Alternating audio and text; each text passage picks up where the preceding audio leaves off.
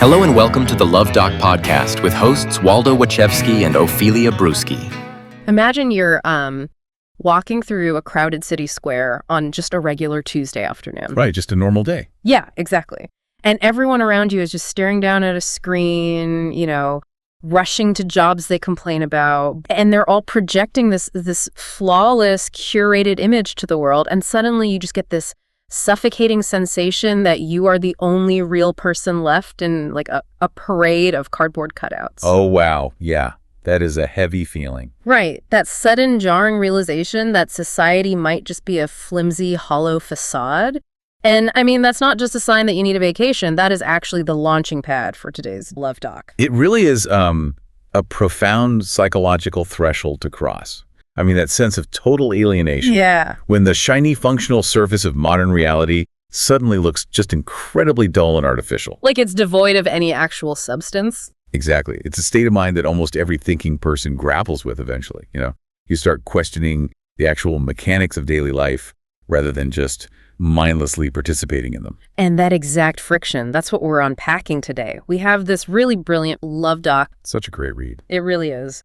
So the mission is to explore this intense, sometimes hilariously combative, and, well, deeply philosophical exchange. Yeah, it's quite the back and forth. Totally. We're looking at a distressed reader who goes by the initials JK and the author of the column, The Luv Doc.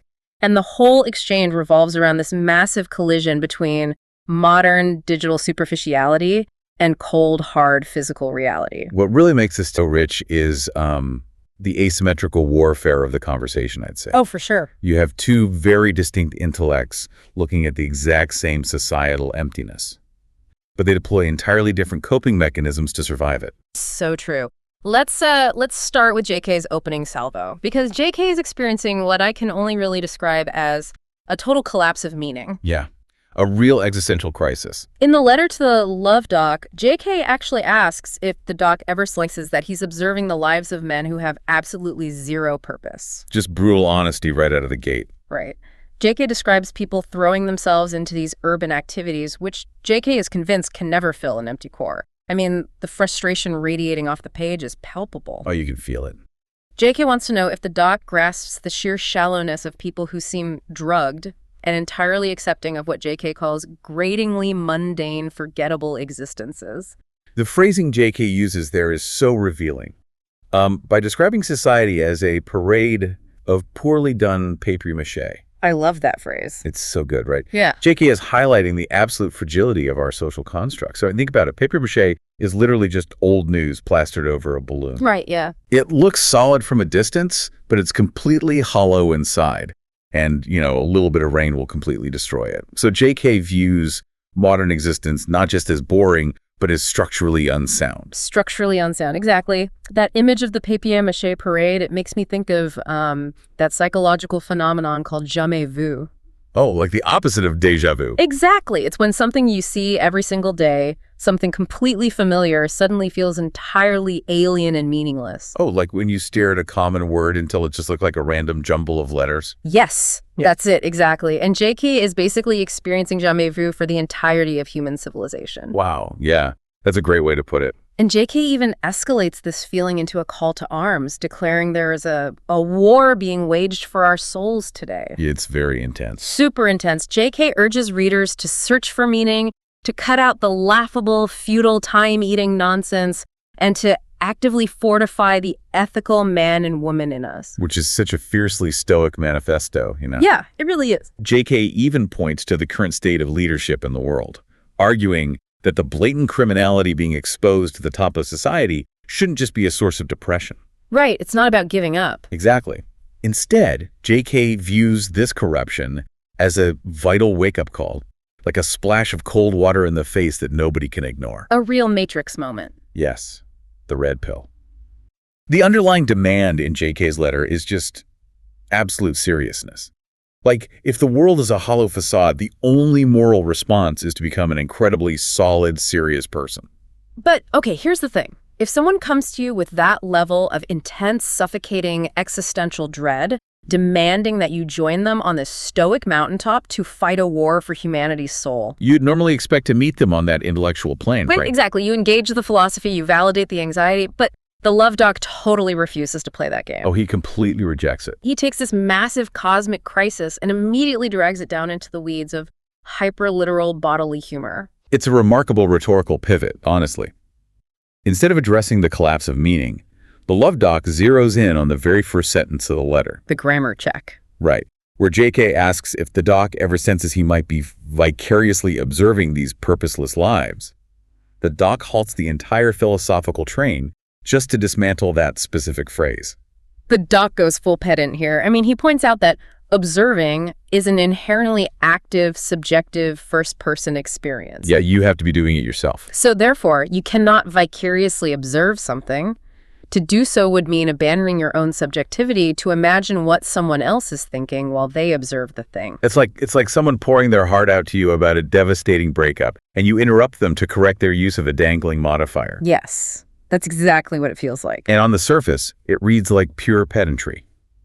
But it's actually a highly effective deflationary tactic, I think. How so? Well, by forcing JK to defend the grammatical logic of the question, the Doc is immediately lowering the emotional temperature. Oh, that makes sense. And the Doc pushes this strategy even further by launching into this massive tangent about what he actually does do vicariously. The skydiving tangent. The skydiving tangent. It is completely absurd. The Doc admits that he does experience some things vicariously and uses skydiving as his primary example. And he defines it so weirdly. He defines skydiving in the most unromantic terms possible, like being dragged out of an airplane strapped to the back of someone who actually knows what they're doing. Not exactly soaring like an eagle. No. And then the Doc confesses that if he actually attempted this in real life, the sheer terror would cause him to spontaneously evacuate his bowels. The visual is undeniably graphic. Very. And the Doc just leans right into it, suggesting he would need to treat any real or vicarious skydiving experience as if it were prep for a colonoscopy. Who goes there in an advice column?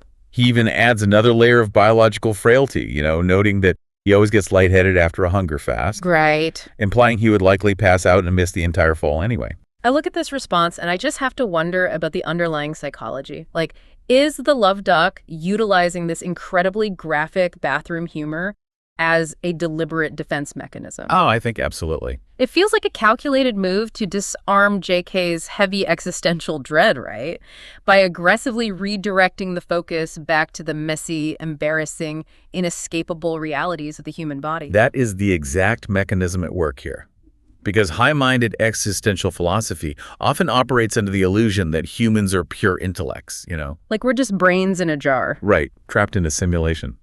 The Doc's humor forcefully grounds abstract thought in biological reality. It boosts JK's stoic bubble. Yeah, it reminds the reader that before we can wage a grand war for our souls, we're really just fragile, leaky biological machines. That can't even fall out of the sky without losing consciousness or bodily control. It is very hard to maintain a state of pure existential angst when you're discussing colonoscopy prep. Totally. That biological reality check completely neutralizes the grandiosity of JK's letter. It really does. But I will give the Doc credit. Once the semantic debate and the bodily humor are out of his system, he does actually validate JK's core grievance. Yeah, he doesn't leave him completely hanging. Right. He cuts through the noise, translates JK's convoluted question into plain English, asking simply if the Doc observes people leading empty, meaningless lives, and answers with a definitive yes. So the Doc does agree with the fundamental diagnosis of society, even if he totally rejects JK's apocalyptic tone. Right. And this shared agreement allows them to move to JK's next piece of evidence, the sheer shallowness of television advertising. Ah, yes, the TV ads. JK specifically complains about the ads during a recent ball game, arguing they perfectly illustrate a populace that is drugged and accepting of a mundane existence. And based on the timing of the email, the Doc infers JK is talking about the Knicks winning the NBA Finals. Which is funny in itself. It is. And the Doc's response is wonderfully cynical. Are you miffled that no one thought to buy you some flossy Luv Doc merch for your last birthday, anniversary, bat or bar mitzvah, graduation, baby or bridal shower? Your outrage is completely justified. Let it out and then get some revenge on your unthoughtful friends and loved ones by web surfing over to thepleasurecraft.com and buying all the dope merch your closets and storage spaces can hold. Remember, money is only temporary, but Luv Doc merch lasts easily a decade or so with proper care. At least that's what the merch company rep told us when he took us to that expensive strip club. He essentially says that shallowness is the baseline expectation for sports ads and really for all advertising. Yeah, like what did you expect? Exactly. But the doc doesn't stop at a general critique of corporate marketing. He pivots into a very specific, politically charged observation. He really goes there. He does. So, looking closely at what the Luv Doc wrote, he points a finger squarely at what he terms the absolute imbecility of advertisements run by Republican office seekers in Texas. Okay. The doc argues that this specific faction has utilized this aggressively shallow approach with so much success over the last 3 decades that they've become completely reliant on it. He claims it will be nearly impossible to wean them off that strategy, right? Yep. He even layers on a highly specific satirical joke. He suggests that since we're trapped with this shallow messaging anyway, we might as well make some jiffy pop and settle in to enjoy what he calls Chip Roy's quixotic battle against Sharia law. Which is just a razor-sharp shift from JK's sweeping philosophical statements to a hyper-localized political critique. Very localized. But I question if this tactic actually works. I mean, JK is pointing at a universal void in consumer culture, the idea that the entire papier-mâché parade is meaningless. Right, the whole system. Does the doc singling out one specific political faction in Texas dilute that bigger picture? It might seem like a distraction at first, but it actually serves the doc's overarching strategy of stripping the mystique away from the mundane. Oh, I see. Because JK is terrified of a vague spiritual conspiracy, right? A war for our souls. Yeah, very abstract. The doc points at the television screen and explains the mechanism behind the dread. He's telling JK that this shallowness isn't some grand metaphysical evil. It's simply a calculated, highly effective 30-year marketing strategy. Oh, that's fascinating. By naming the specific politicians and the specific tactics, the doc demystifies the anxiety. It's much easier to cope with a cynical advertising strategy than a demonic war for humanity. That perfectly grounds the abstract dread in the very tangible machinery of everyday life. So if the macro-level issues of politics and corporate marketing are just predictable machinery, the conversation naturally has to look inward. Right, you turn the mirror on yourself. Exactly. How do we, as individuals, navigate this environment? The focus shifts from the societal void to how the doc justifies his own daily existence. And this is where the doc addresses JK's stern warning to avoid laughable, futile, time-eating nonsense. Oh, we love his response to this. It's brilliant. Instead of defending his column as a beacon of truth or a weapon in the war for our souls, the doc delivers a masterclass in rhetorical jiu-jitsu. He just gleefully embraces the insult. He totally owns it. The doc tells JK that laughable, futile, time-eating nonsense would actually be the perfect subtitle for his advice column. He claims he strives to hit that exact trifecta every single week. Yes. And he says if he were forced at gunpoint to pick just one word to describe his life's work, he would enthusiastically choose laughable. It's such a brilliant subversion. JK demands rigid, ethical seriousness, and the doc responds by crowning himself the king of the trivial. It really takes the wind out of JK's sails. Though the doc does leave a tiny window open, noting that if his weekly nonsense somehow manages to build and fortify the ethical man and woman in us, he considers that a happy, unintended bonus. Yeah, and he even manages to poke fun at JK's rigid language in the process, quipping that between the two of them, there are likely far more genders residing in each of us than just man and woman. Which is a subtle way of reminding JK that the modern world is vastly more complex and fluid than JK's strict binary stoicism allows for. Exactly. Yet, despite this constant friction over tone and style, this is actually the exact moment where the two writers find their most profound common ground. They realize they share a mutual exhaustion with modern fatuousness. Yeah, they're both just tired of it.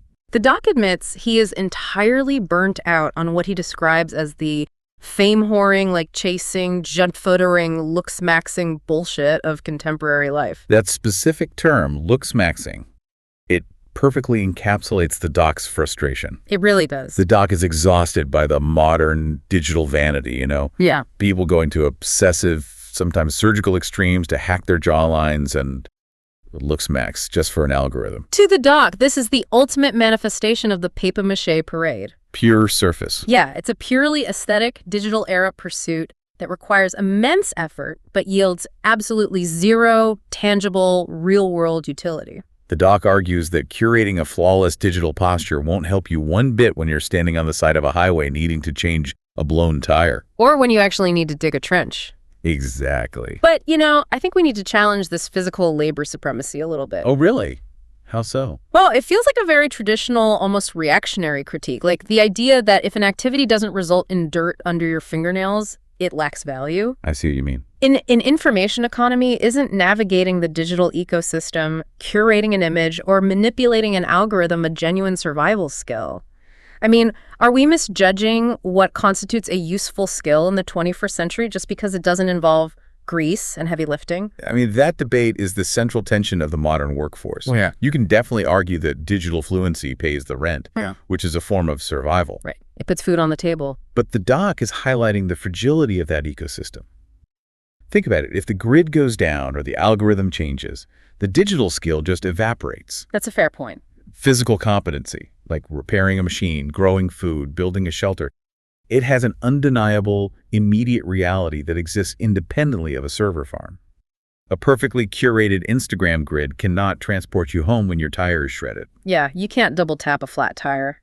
So if digital skills are inherently fragile, then JK's ultimate proposed solution seems like the only logical alternative left. JK concludes the letter with a very aggressive directive for the readers. Get off the merry-go-round of useless posturing, grab a hammer, and hit a nail or two. Ah, right. It's the ultimate appeal to tactile reality. The act of hitting a nail with a hammer requires physical presence. It produces a measurable, undeniable result in the physical world. Exactly. For JK, the hammer is the antidote to the papier-mâché society. But the Luv Doc refuses to let JK have that victory either. Of course he does. The doc counters the hammer with a highly speculative sci-fi proposition. The doc suggests that humanity might be standing on the precipice of an era where all jobs requiring physical competency and skill, literally the act of swinging a hammer to build a house, are entirely outsourced to automated machines. The doc is basically predicting a post-labor future. And if machines take over all productive physical tasks, the doc argues that the logical endpoint is a society where our entire day is spent dreaming up fatuous shit just to keep ourselves entertained. Which means the laughable, time-eating nonsense that JK despises wouldn't just be a distraction anymore. It would actually become our primary daily occupation. Which is kind of terrifying. But the moment the doc floats this futuristic utopia, he instantly shatters it with a brutal, real-world statistic. Yeah, he doesn't let us live in the sci-fi fantasy for long. The doc states that while a day of pure, fatuous leisure might already be a reality for a privileged few, there are roughly 600 to 700 million malnourished people currently living on this planet. That is just a staggering number. It really is. And those hundreds of millions of starving individuals would fiercely contest the idea that humanity has achieved a post-labor automated utopia.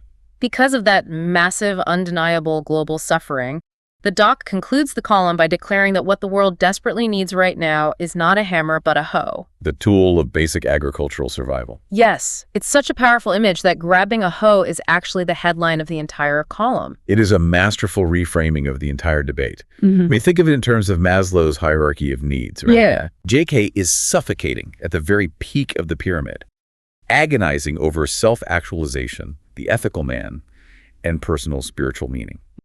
JK views the hammer as a tool for philosophical self-improvement. Right, like building character. Exactly.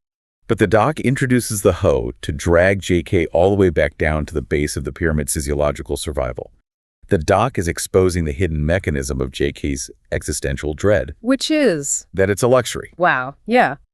The doc's argument reveals that JK is treating society like a software bug that needs to be elegantly coded out, while the doc is pointing out that the hardware itself is running out of battery power for hundreds of millions of people. That's a perfect analogy. The doc doesn't deny that the upper echelons of society are hollow and meaningless. Right, he agrees with that part. He just demands that JK recognize the stark, brutal realities of physical survival before declaring a grand, abstract war for humanity's soul. It halts JK's philosophical spiral by forcibly injecting global empathy into a highly localized personal crisis. That global reality check strips away the self-indulgence of existential panic. It really forces a reconciliation between our internal search for purpose and the external demands of a struggling world. It absolutely does. And that reconciliation brings the core message directly back to you listening right now. Yeah, what does this mean for us today? Exactly. When you strip away the skydiving jokes, the grammatical pedantry, and the political jabs, This exchange is holding a mirror up to our daily routines.